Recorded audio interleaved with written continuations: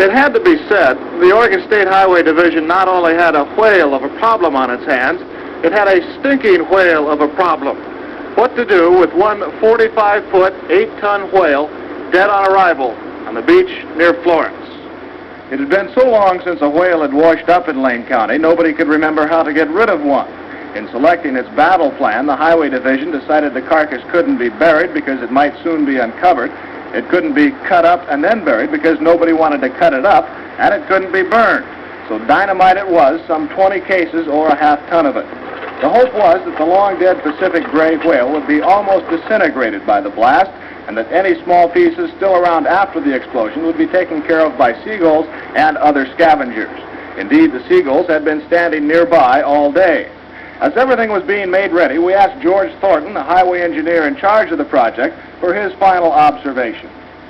Well, I'm confident that it'll work. The only thing is we're not sure just exactly how much explosives it'll take to disintegrate this thing so the scavengers, seagulls and crabs and whatnot can clean it up. Is there any chance it might be more than a one-day job?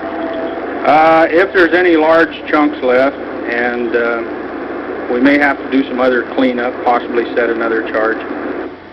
The dynamite was buried primarily on the leeward side of the big mammal, so as most of the remains would be blown toward the sea.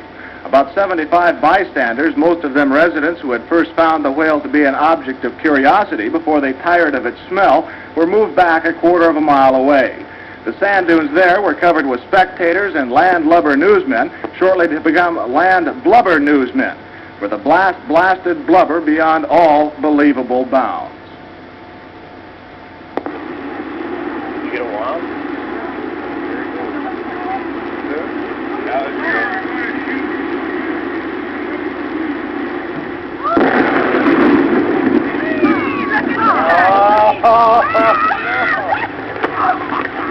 All right, Fred, you can take your hands out of your ears. Here comes pieces of...